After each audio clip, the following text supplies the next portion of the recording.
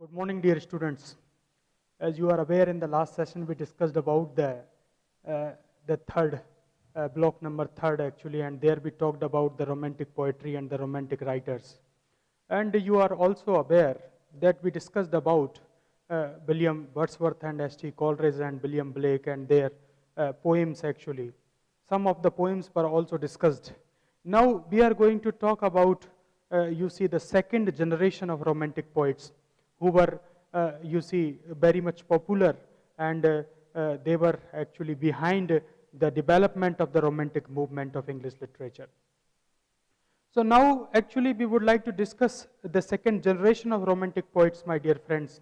The second generation of romantic poets includes Lord Byron, who was born on 1788 and died in 1824, and then Percy Bysshe Shelley, who was born in 1792 and died in 1822, and John Keats, who was born in 1795 and died in 1821. And then Byron, however, was still influenced by 18th century satirists and was perhaps the least romantic of the three, preferring the brilliant wit of Pope to what he called the wrong poetical system of his romantic contemporaries. So, as a matter of fact, my dear friends, there is a gap between the senior romantic poets and the younger romantic poets, because the senior romantic poets were those who launched the romantic movement, including William Wordsworth and S.T. Coleridge. With the publication of their lyrical ballads, they came into the limelight, and they actually they published the lyrical ballads, and it became a manifesto of the romantic movement. But these younger romantic poets, or the second generation of the romantic poets, was there to support the romanticism and that romantic movement, and finally it came to the heights and became a very profound movement and a age of English literature. Now we will start discussing those romantic poets who are in our syllabus. P.B. Shelley, first of all, we would like to discuss, and Shelley is perhaps best known for such classic poems as Ozymandias, Ode to the Best Wind, To a Skylark, Music, When Soft Voices Die, The Cloud, and The Mask of Anarchy. His other major works include long visionary poems such as Queen Maeve, later reworked as Daemon of the World, Alastair, The Revolt of Islam, Adonis, the unfinished work The Triumph of Life, and the visionary verse dramas The Cenci and Prometheus Unbound. So you see that Shelley, as a matter of fact, was one of not the youngest, but he was one of the younger romantic poets of the romantic movement. He is famously known for his Ode to the Best Wind, and he is very well known for his To a Skylark and different poems like When Soft Voices Die, The Cloud, and of course The Mask of Anarchy. His other works actually has got some visionary poems like Queen Maeve, Alastair, The Revolt of Islam, Adonis, The Unfinished Work, The Triumph of Life, etc. P.B. Shelley was, as a matter of fact, became a very popular poet of romantic period and the romantic age, and through his poetry.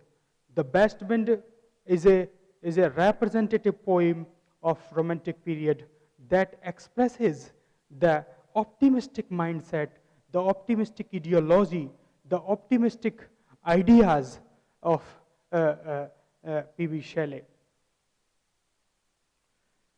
Shelley, as we were discussing, is perhaps best known for such classic poems as Ozymandias, Ode to the Best Wind, To a Skylark, Music, When Soft Voices Die, The Cloud, and The Mask of Anarchy.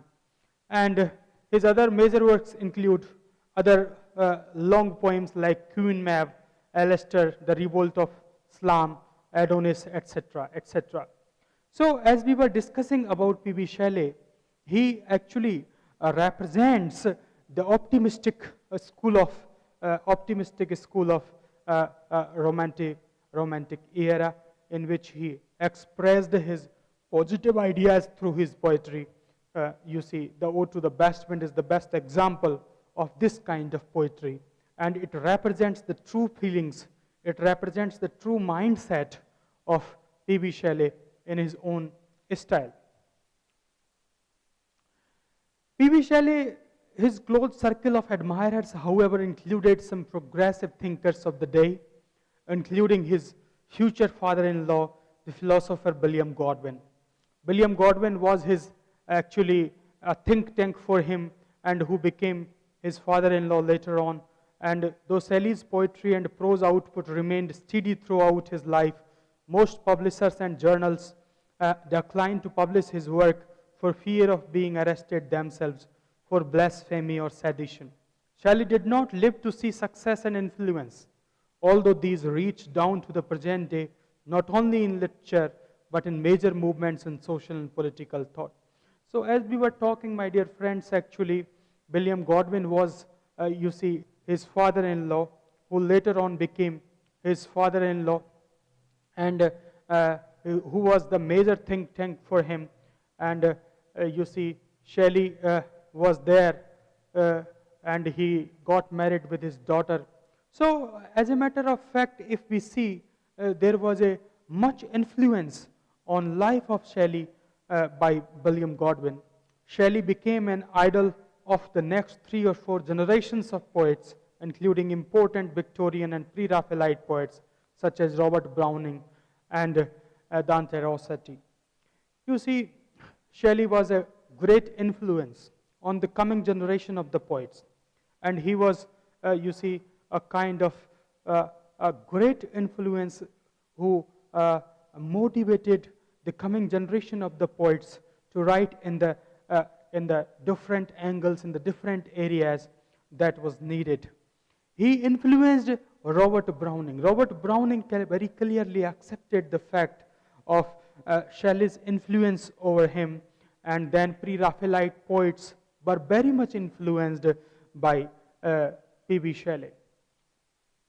P.B. Shelley was also admired by Oscar Wilde, Thomas Hardy, William Butler Yeats, Karl Marx, and many more. Henry David Thoreau's civil disobedience was apparently influenced by Shelley's non-violence in protest and political action. Henry David Thoreau's, one of the leading, you see, person and personalities of United States, and he was there to launch the civil disobedience in United States, and he accepted that it was Shelley, and it was Shelley's non-violence that motivated him for the principles of civil disobedience. So now through this actually discussion, it becomes very clear that P.B. Shelley had a tremendous influence not only over the poets, but also on the generations, on the different people, and the philosophers as well. The Triumph of Life. The Triumph of Life was the last major work by Percy Bysshe Shelley before his death in 1822. The work was left unfinished. Shelley wrote the poem at Casa Magni in Larissy, Italy, in the early summer of 1822. Actually, the Triumph of Life is really the Triumph of Life, and it was written before Shelley died when he was in Italy. You know, as we are aware that Shelley was in Italy before he died actually. So the poem was written before he died actually, and it was written in the early summer of 1822. He modeled the poem written in Terza Rima on Petrarch's Turn-Fee and Dante's Divine Comedy. So it was basically based on the models of Petrarch and Dante. For this poem, Shelley was working on when he was accidentally drowned on 8th July 1822 during a storm on a voyage from Leghorn. So he was working on the poem from a long time, and he had, you see, tried to jot down the different portions of his life and different conditions and problems of his life. But suddenly, actually, he met with an accident and drowned. The Triumph of Life, as a matter of fact, was first published in the collection Posthumous Poems in 1824, published in London by John and Henry L. Hunt, which was edited by his wife Mary Shelley, who emphasized the importance of the work. The poem was first published in the collection that is known as Posthumous Poems, that was published by John and Henry, and that was edited by Mary Shelley. The theme of the poem is an exploration of the nature of being and reality. For Shelley, life itself, the painted veil which obscures and disguises the mortal spirit, is a more universal conqueror than love, death, fame, chastity, divinity, or time. And in a dream vision, he sees this triumphal chariot pass on the storm of its own rushing splendor over the captive multitude of men. Ultimately, natural life corrupts and triumphs over the spirit. Now, as a matter of fact, the theme of the poem, the theme of this poem, the Triumph of Life, comes from the heart of, Shelley's. It has got an exploration of the nature of being and reality. Because Shelley used to think that the life is covered with so many elements that has love, death, fame, chastity, divinity, or time. And it has got the triumphal areas to pass on. And that is why the poem actually has got, the inner feeling, the inner sensational desires of Shelley's mind.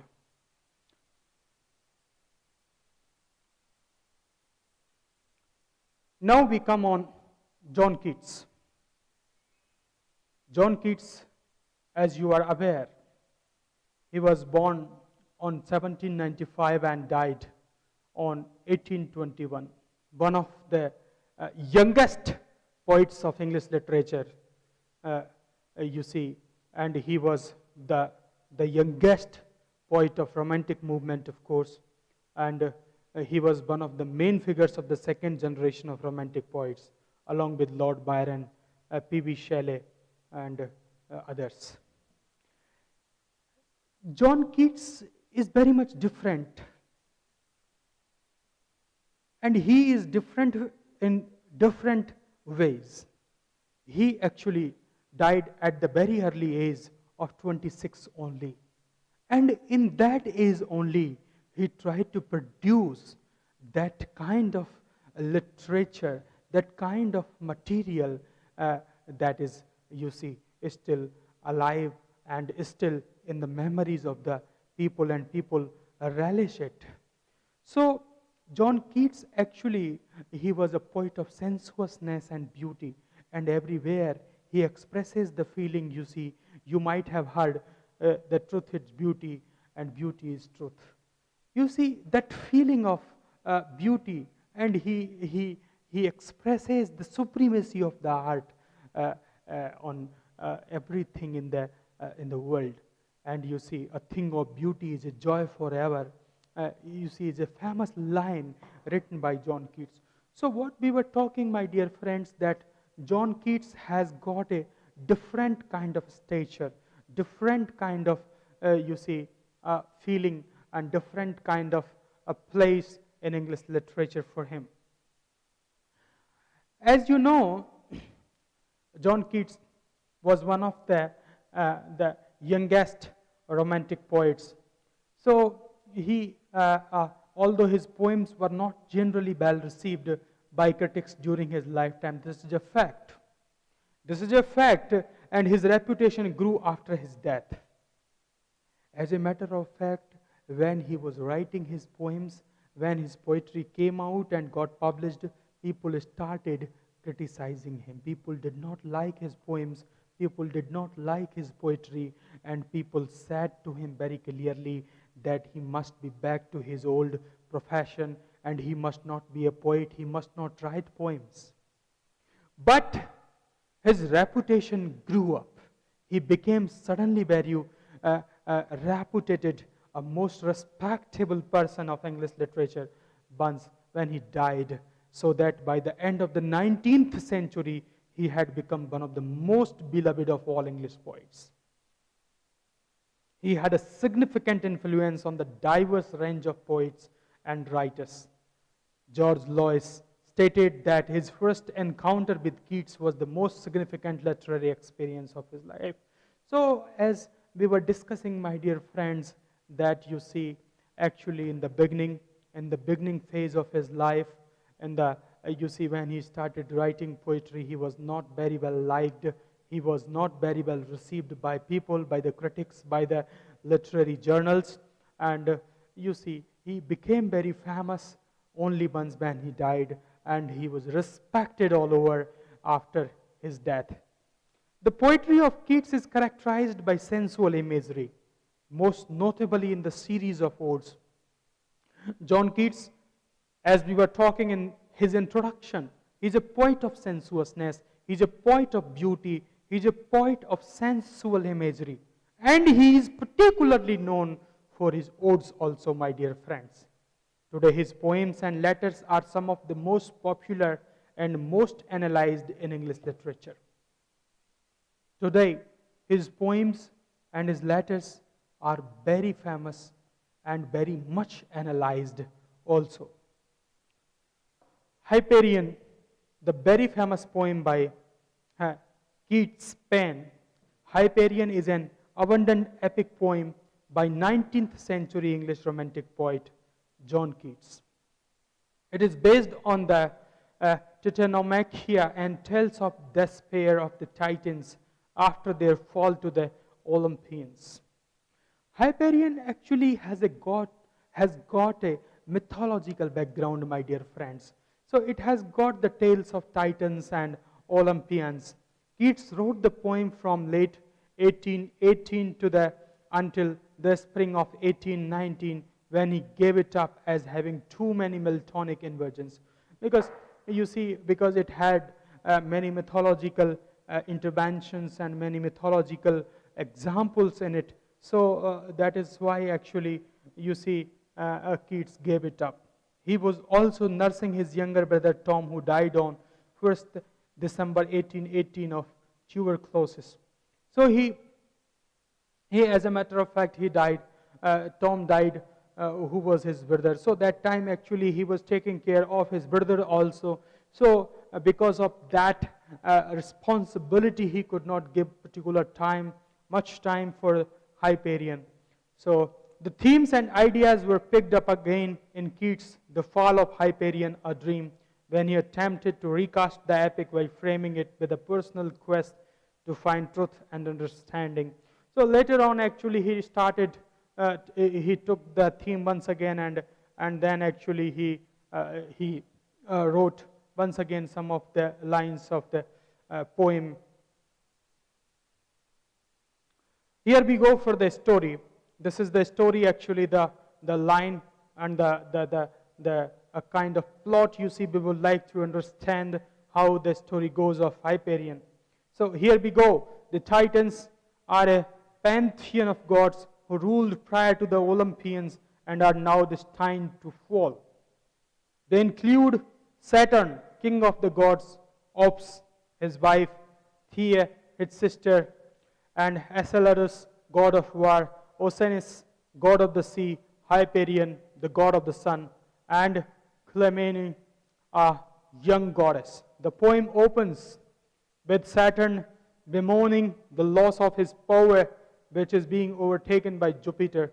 This leads him to a place where the other Titans sit, similarly miserable, and they discuss whether they should fight back against their conquest by the new gods. Oceanus declares that he is willing to surrender his power to Neptune because Neptune is more beautiful. This is worth bearing in mind in relation to the romantic idea that beauty is paramount. Flamine describes first hearing the music of Apollo, which she found beautiful to the point of pain. Finally, Enceladus makes a speech encouraging the Titans to fight. So, as we were talking, my dear friends, it has got a beautiful mythological background with all kinds of gods and goddesses. So, meanwhile, Hyperion's palace is described, and we first see Hyperion himself, the only Titan who is still powerful. He is addressed by Uranus, old god of the sky, father of Saturn, who encourages him to go to where Saturn and the other Titans are. We leave the Titans with the arrival of Hyperion, and the scene changes to Apollo, the new sun god, also god of music, civilization and culture, weeping on the beach. Here, Mnemosyne, goddess of memory, encounters him, and he explains to her the cause of his tears. He is aware of his divine potential, but as yet unable to fulfill it. By looking into Mnemosyne's eyes, he receives knowledge which transforms him fully into a god. The poem breaks off at this point in midline with the bird celestial. So, as we were talking in the first slide before, you see that the poem has got the mythological background with all kinds of gods and goddesses, and it has got, you see, something with the Olympians and Titans. So, you see, this was what about Hyperion and about John Keats.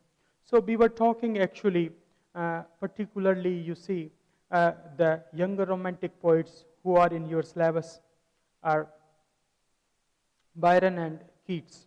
And Byron and Keats, both of them were very famous, and they are popularly known as the younger romantic poets, and they were in the series of the younger romantic poets, particularly for their development of the poetry and the literature that they have created. P.B. Shelley is known for his natural attraction. He very clearly says, I love not man the less, but nature more. He very clearly says. Whereas Keats has got the idea of sensuousness and the poetic sensuousness and poetic beauty actually. He is a poet of beauty. That's what we can feel in his poems. So, that was what all about these two poets. Now we would like to discuss about the Romantic age. You see, the Romantic age, the Romantic era that we discussed earlier also in the same block in English literature, the group of Romantic poets now considered the key figures of the Romantic movement includes William Wordsworth, Samuel Taylor Coleridge, John Keats, Mary Shelley, Percy Bysshe Shelley, and much older William Blake, followed later by the isolated figures of John Clare. So, as you know, my dear friends, we were talking that you see Romantic poets is a group of a group of poets who are very famous, like William Wordsworth, S.T. Coleridge, and John Keats, Shelley, and others. Followed later by the isolated figure of John Clare, the publication of in 1798 of lyrical ballads with many of the finest poems by Wordsworth and Coleridge is often held to mark the start of the movement. As you see, many times we have discussed, in 1798 the publication of lyrical ballads was the time when you see this movement started, and it was the time when you see this movement started, this period started.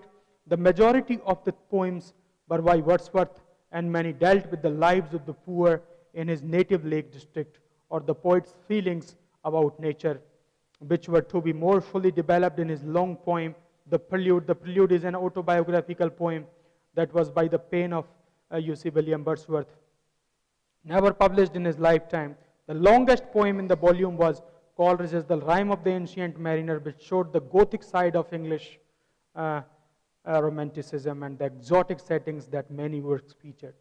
In the period when they were writing, the lake poets were widely regarded as a marginal group of radicals, though they were supported by the critic and writer William Hazlitt and others. So my dear friends, actually the Romantic Age was started with the publication of 1798 of the Lyrical Ballads, and later on it continued till 1850 when William Wordsworth died. Romanticism, as a matter of fact, a philosophical, literary, artistic and cultural era which began in the mid-late 18th century as a reaction against the prevailing Enlightenment ideals of the day. Romantics favored more natural, emotional and personal artistic themes. So as we have been talking about, William Wordsworth was a very clear nature poet, and he used to say nature as his teacher actually, and he is known as the harbinger of nature, as the priest of nature he is known as. So Romanticism, the very era of Romanticism, it is famously known for its devotion, for its attraction for the natural and emotional fulfillment. And it has been seen in the poems of S.T. Coleridge, but the treatment of S.T. Coleridge's poems is a bit different actually. He has also got the natural elements, but with supernatural elements. And same is the case with William. You see the Byron and then Keats and Shelley, etc.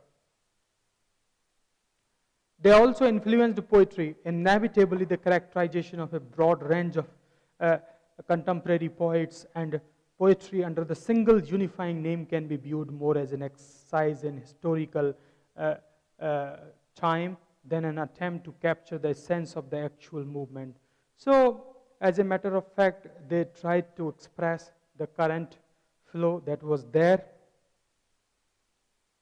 Poets such as William Wordsworth were actively engaged in trying to create a new kind of poetry that emphasized intuition over reason and the pastoral over the urban, often eschewing consciously poetic language in an effort to use more colloquial language.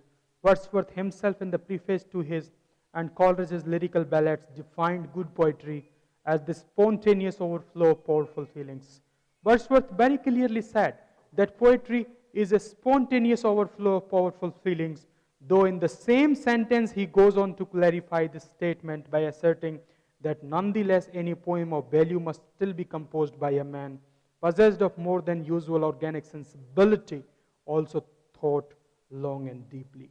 He also emphasizes the importance of the use of meter in poetry, although many people stress the notion of spontaneity in romantic poetry. The movement was still greatly concerned with the pain of composition, of translating these emotive responses into poetic form. Indeed, Samuel Taylor Coleridge, another prominent romantic poet and critic in his own poetry or art, sees art as the mediatrix between and reconciler of nature and man. Such an attitude reflects what might be called the dominant themes of romantic poetry, the filtering of natural emotion through the human mind in order to create art, coupled with an awareness of the duality created by such a process. So as we were talking, actually Wordsworth was a prime figure who very clearly said that the poetry is the spontaneous overflow of powerful feelings, and he was very well supported by William, you see S.T. Coleridge also. And you see, for some critics, the term establishes an artificial context for disparate work and removing that work from its real historical context at the expense of equally valid themes, particularly those related to politics. The 6 most well-known English authors are in order of birth and with example of their work for romantic age. They are William Blake, William Wordsworth, Samuel Taylor Coleridge, George Gordon, Lord Byron, Percy Bysshe Shelley, and John Keats. So this was what the romantic is, my dear friends. In today's session, we have discussed about the younger romantic poets, particularly George Gordon, Lord Byron, and you see John Keats, and about their poems that are prescribed in our syllabus. Apart from that, we have also discussed about the romantic age and what were its features actually. As a matter of fact, the romantic poetry was discussed in the beginning of this, you see, block, where I tried to introduce you about the Romantic poetry and how it started. And in the last of this block and last of this session also, we have discussed about the important features of it. Thank you very much.